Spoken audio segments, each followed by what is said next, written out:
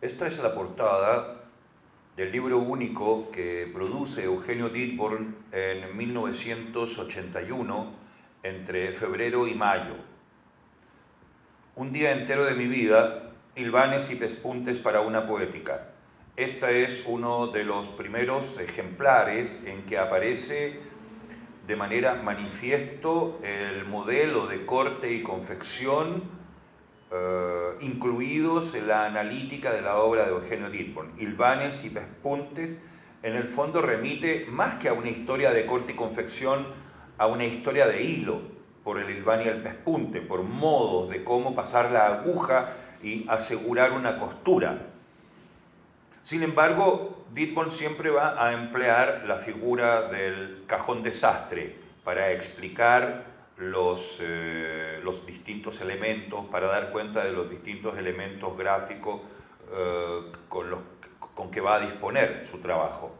Esta es la primera, es la portada sobre cartón madera y está pegada en esta portada una reproducción de una fotocopia de una fotografía del periódico en que se reproduce la imagen del regreso a la Tierra de la nave Columbia.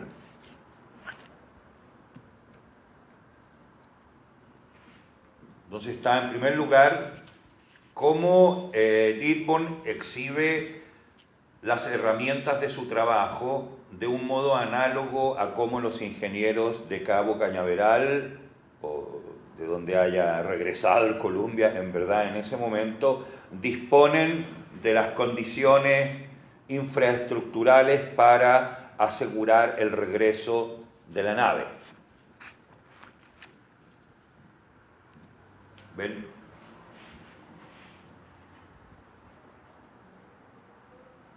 En este caso son recortes del periódico, probablemente la tercera de la hora, con ese tipo de reproducción de fotografía que son tomadas de la pantalla de un televisor antiguo y que son reproducidas en el mismo periódico, ya que no tenían fotógrafo en el lugar del descenso. Y el recorte de fotografía está pegado sobre una hoja de papel secante de color rosado.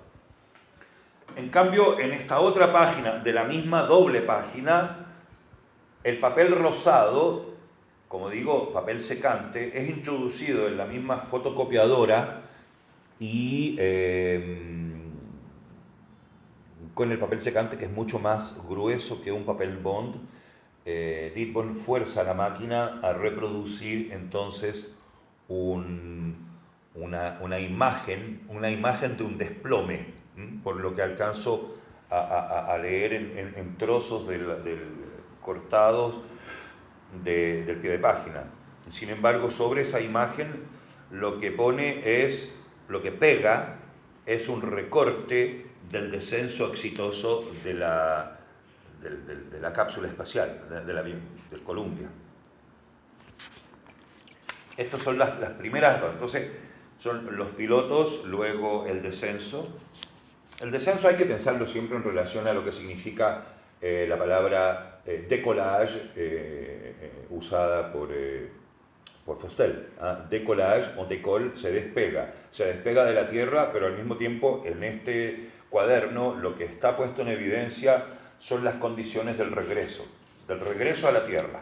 Bien, y en la Tierra ocurren algunas cuestiones que son claves, porque en este libro, lo que va a ir apareciendo en la secuencia de doble páginas son unas proposiciones que van a definir el trabajo de Dittborn en adelante.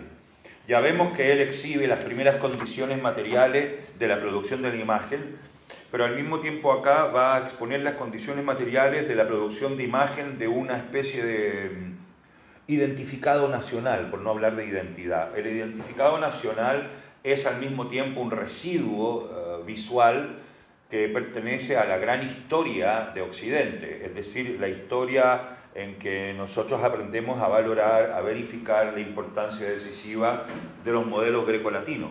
Y en este caso aquí hay un modelo grecolatino, que es un modelo grecolatino totalmente criollo. Esta fotografía que Eugenio Dittborn la empieza a llamar Afrodita Antofagasta es evidentemente una parodia a la Venus de Milo.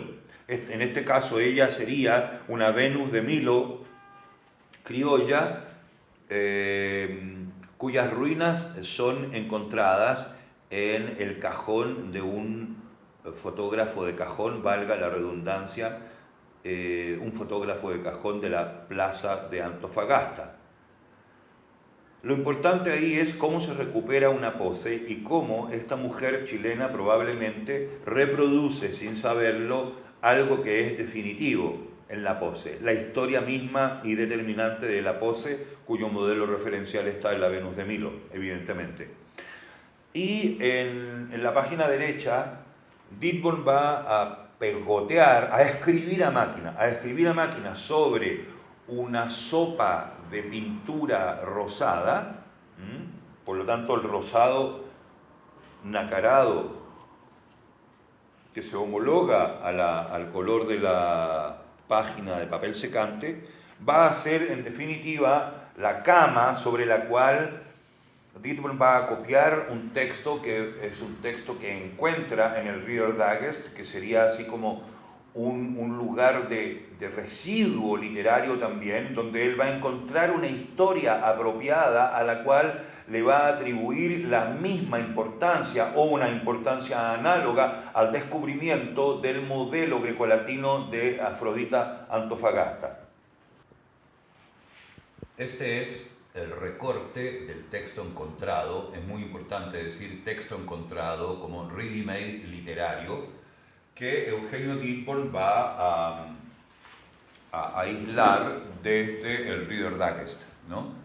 Lo primero que hace sobre también una sopa de pintura acrílica rosada es que pega la fotocopia del texto y luego la fotocopia de la fotocopia, y sobre eso trabaja. El texto es Un día entero de mi vida, que es efectivamente el título, como veíamos, original del libro único, Un día entero de mi vida. Entonces aquí aparece el origen del título. Y el origen del título se podrá apreciar en este texto. Resultaba casi imposible descubrir el verdadero color de la camisa de mi hijo Miguel. La prenda tenía todo tipo de manchas, además del fango y tizne usuales, después de jugar. Exasperada le pregunté: Miguel, ¿qué es lo que tienes en esa camisa? Inclinó su cabeza para mirarse, se dio en el pecho unas palmadas de aprobación y dijo sonriente: un día entero de mi vida. Muy fiel a su modo de trabajo, entonces lo que hace Dittborn en la página siguiente es justamente escribir a máquina las condiciones del trabajo. En este trabajo el autor empleó los siguientes materiales, a saber, en fin, este trabajo fue realizado durante los meses de marzo y abril de 1981, etc. Bueno, no. Durante el segundo y tercer mes de embarazo de la querida Corina Valle. Un día entero de mi vida consta de tan solo un ejemplar y está dedicado integralmente a la memoria fotográfica de la proxeneta chilena Berta Espinosa.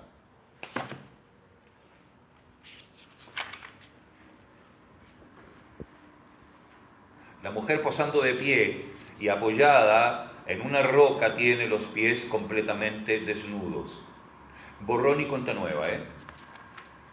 Esta es la mujer que tiene los pies completamente desnudos, apoyada en una roca. Pero lo que publica aquí Dittborn es el negativo. Y anota: en aquel negativo que sirviera de modelo a la pintura titulada Afrodita Antofagasta, la mujer posando de pie y apoyada en una roca tiene los pies completamente desnudos. De manera que este negativo sirve de modelo para una pintura que está perdida hoy día, que no tenemos, no disponemos de ella. La pintura realizada a partir del modelo, aquel fue adquirida en Bogotá por Eduardo Zárate en abril de 1960. 78. Y sin embargo, la copia positiva de este negativo es empleado por Ronald Kay y Eugenio Dittborn en la portada del libro Del espacio de acá, que es el primer gran ensayo sobre la obra de Eugenio Dittborn. Luego acá tenemos 1, 2, 3, 4 páginas que a mí me parecen fundamentales para entender cómo funciona la poética dittborniana, porque aquí tenemos entonces en el reverso de la página, anverso, reverso, copiado, escrito a plumón, un fragmento de la frase del texto encontrado. Ese fragmento es: además del fango y tizne usuales. Entonces lo usa eso como en el reverso, y en el anverso está la fotocopia de la foto del negativo. Pero se trasluce de todas maneras por el carácter del papel que absorbe algo, las huellas en el anverso. ¿Ven? Además. Bien, y aquí Dittborn anota estas cuatro palabras, cuatro grupos de palabras: alquitrán fósil, heridas líquidas, bosques húmedos y ceniza incandescente. Luego, en la página siguiente, donde ocupa el mismo procedimiento de copiar la frase, dice: después de jugar, que es el fragmento que concluye, además del fango y tizne usuales, después de jugar, volvemos al anverso, y aquí viene una especie de retruécano, en donde Eugenio Dittborn escribe alquitrán líquido, bosques incandescentes, ceniza húmeda y heridas fósiles. Y así sucesivamente continúa por 4 veces con el mismo tipo de procedimiento: alquitrán incandescente, bosques líquidos, ceniza fósil y heridas húmedas. Entonces es un trabajo de cruce entre las palabras alquitrán, bosque, ceniza y herida, y luego incandescente, líquido, fósil, húmedo. Entonces son, por un lado, materias y luego condiciones de la materia, con en el fondo condiciones de modificación de la materia. O está incandescente, o es líquida, o es en estado fósil, o tiene un grado de humedad determinado. En cambio, los sustantivos alquitrán, bosque, ceniza, herida remiten a un estado más bien estable de la materia, a un estado que permite su análisis estratigráfico. Miguel, ¿ven? El mismo procedimiento. Lo que hace aquí aquí cambia completamente el sentido del asunto, porque luego de 4 páginas donde él hace una especie de declinación de la imagen en negativo de la Afrodita Antofagasta, acá en cambio hay una inflexión en el libro. Y es importante poner atención en todos estos detalles. Dittborn escribe entonces en alta con la máquina eléctrica de que disponía, y escribe sobre papel secante. Es muy importante esto de retener de que lo hace sobre papel secante. Y escribe lo siguiente: el negativo de cajón adquirido en la plaza de armas de la ciudad de Antofagasta. El negativo de Afrodita Antofagasta adquirido en la plaza de armas de la ciudad de Antofagasta durante el mes de febrero de 1977 sirvió para esto: A. Como modelo para la pintura, dice efectivamente, como modelo para la pintura del mismo nombre, pintada, cuyo soporte es un bastidor de madera de álamo, con un lienzo estirado y clavado sobre aquel soporte, siendo el lienzo una superficie de linoca de 170 por 175 centímetros, imprimado con una solución de gelatina, 70 gramos por 1 litro de agua, El bastidor fue realizado por René Cartes en el mes de mayo de 1977 y el estirado y la imprimación del lienzo de linoca, lino y cáñamo fueron realizados por Adriana Asenjo en junio del mismo año. La pintura fue realizada con pintura acrílica negra marca Liquitex y Teniers, acrílico norteamericano, el primero, y argentino, el segundo, y rodillos de esponja de diversos diámetros. La tela fue imprimada tan solo con gelatina para ocupar el color y el valor de la linoca como los equivalentes del papel fotográfico negativo intocado del modelo. Esto es muy importante. En el fondo, lo que hace aquí Dillborn es describir cuáles son las condiciones de transformación de la materia, pero sobre todo del uso que él hace de los materiales que lo conducen a realizar esa pintura, por un lado, pero por otro lado, él descubre una Polaroid y con la Polaroid establece la muerte de Afrodita, porque a través de la Polaroid se establece la muerte del negativo.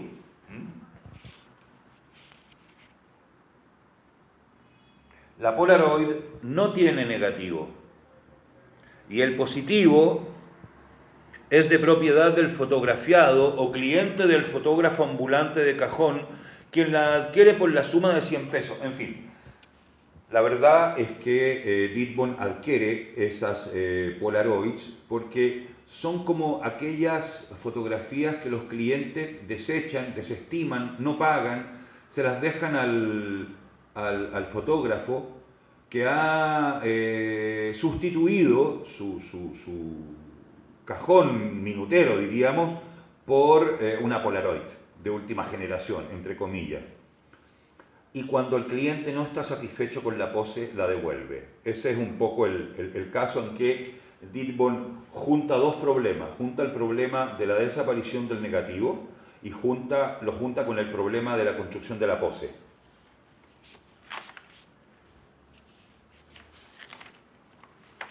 Lo junta con el problema de la construcción de la pose. Y hasta acá aparece entonces como en las 25 páginas, en una estructura de doble página, aparece lo que yo diría como la introducción del libro. Porque de aquí en adelante las cosas van a variar radicalmente. En primer lugar, ya empieza el problema de qué significa una huella. ¿Qué significa una huella? Y el carácter indicial de la fotografía, pero al mismo tiempo de cómo esa huella se organiza de acuerdo a una matriz. Y esa matriz para Eugenio Dillborn es una matriz, diríamos, desfalleciente. Es el modelo de la Pietà del grupo escultórico de Miguel Ángel, reproducido en Enciclopedia Salvat, por decirlo, y que luego ese modelo de trato con la imagen y de trato con la pose, en la cual una madre recoge al hijo desfalleciente antes de su sepultación. Es la bajada, el descendimiento de la cruz. De tal modo que Eugenio Dillborn se va a ocupar de recuperar en el gran fondo iconográfico, por así decir, de Occidente, del Occidente fotográfico, indicios suficientes que le demuestren este modelo determinante desfalleciente. Y acá tenemos un desfallecido, vencido por la añoranza. Pero es porque Dillborn utiliza, a propósito de esas imágenes, una serie de lugares comunes que, de una manera análoga a cómo él los recupera del Reader Digest, acá los recupera del fondo simbólico de los lugares comunes chilenos. Entonces, vencido por la añoranza. Pone de pie de foto a ese desfallecimiento un lugar común. Eso por un lado. Y por otro lado, en esta fotocopia de fotocopia, ¿ven? Se ve que hay una cierta borradura de la imagen por exceso de reproducción. Escribe la palabra ninguna, sobre el papel secante contrario. iba a quedar impreso, invertido la palabra ninguna. Pero es para luego escribir al reverso, con una máquina de escribir, ninguna huella. Y acá efectivamente no hay ninguna huella. Ninguna huella ha podido demostrar la supuesta eyaculación de los ahorcados, que es una frase que Eugenio Dittborn utiliza corrientemente en una serie de láminas de obra serigráfica anterior a esta fecha. Ninguna huella ha podido demostrar la supuesta eyaculación de los ahorcados. Efectivamente, eso es una mención al título de uno de los capítulos del Espacio de Acá, escrito por Ronald Kay y presentado en 1980, en noviembre del 80. En ese libro, en el capítulo El cuerpo que mancha, Kay plantea la teoría del enunciado preverbal, es decir, que antes de que aprendamos a articular palabras, a escribir, nuestro cuerpo ya produce enunciados, y esos enunciados son los que están vinculados a la eyección de líquidos. En este caso es la eyaculación, y eso supone concebir el cuerpo humano como una vejiga. El cuerpo humano y los sudores, la leche, la orina, las fecas, la eyaculación, en fin. Todos elementos, la sangre, son elementos que tiñen, es decir que el cuerpo profiere unos enunciados antes siquiera de aprender a leer y a escribir. Y justamente a raíz de eso, Dittborn escoge un fragmento de una historieta, como el Condorito, en la cual el Condorito le reproduce la conversación entre la suegra de Condorito y Condorito. Entonces, la conversación es la siguiente. ¿No encuentra usted, Condorito, que hoy está el mar más azul que nunca? Y Condorito le responde, no me extraña, señora, no sabe usted lo que destiñe este traje de baño. Es decir, que le atribuye a la tintura del traje de baño el poder de teñir el color del mar. ¿Ah? Entonces, es la sustitución de pintura por tintura.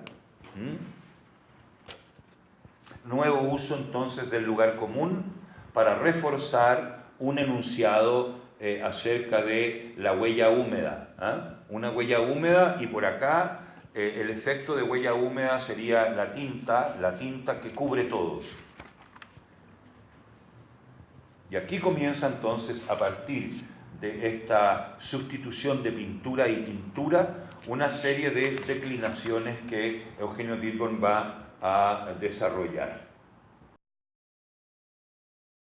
Bueno, claro, como todo, no todo el mundo sabe, pero el libro único se llama Un día entero de mi vida. O sea, eso, un día entero de mi vida, remite a un objeto literario encontrado. Es una historia de una madre que habla de cómo su hijo llega en la tarde con la camisa sucia y le pregunta qué es lo que tienes en la camisa, y el niño le contesta, mamá, le dice, esto es un día entero de mi vida. Esa es la historia, que es como la historia de La Mancha. Y que la historia de La Mancha supone un sudario portátil, ¿no? Bien. Pero además tiene un subtítulo que es Hilvanes y pespuntes para una poética. Obviamente es una poética de las artes visuales, es la poética dittborniana, y los hilvanes y pespuntes remiten a la materialidad de la historia de hilos. Y eso tiene que ver con un cuaderno perdido. O sea que este es un cuaderno encontrado, un día entero de mi vida, pero eso remite a un cuaderno perdido que se llama, o se llamó en el momento de su existencia efímera, el cuaderno de los sacos. Y en el cuaderno de los sacos lo principal que había era el estudio de los sacos de yute. Eso está en uno de los textos que está publicado acá y que es de 1988 y que formó parte de un catálogo de la exposición que hizo Eugenio Dittborn en el Centro Cultural Miraflores de Lima. Ahí abordé esa situación, pero la repito acá en el sentido que el cuaderno de los sacos habla de cómo Eugenio Dittborn visita lugares de compraventas de sacos, donde compra por un lado sacos nuevos de yute pakistaní y por otro lado compra sacos remendados. Y lo que más le interesa es el remiendo a máquina, que lo hace un especialista, de esos sacos. Entonces son sacos que están rotos ya, pero que ya sufren un primer remiendo. ¿Mm? Y así van sucesivamente adquiriendo remiendos, y los remiendos, que son hechos con cáñamo, con hilo grueso, ya son signos escriturales, son signos.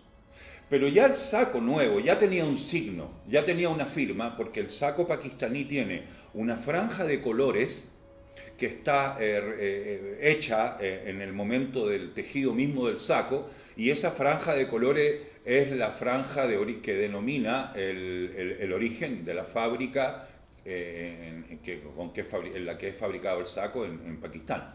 ¿Mm? De manera que esa tela ya está firmada.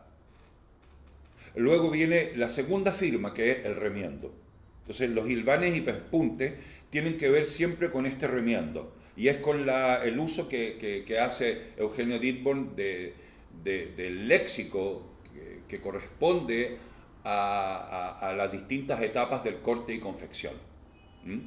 De ahí que siempre va a considerar que su trabajo de citas de todo tipo, textuales y visuales, va a seguir la lógica del cajón desastre, que aparentemente no tiene ninguna lógica, pero sí posee todos aquellos pedazos de género que siempre nos va a ser útil para usar y resolver problemas y armar el bricolaje del trabajo gráfico propiamente tal.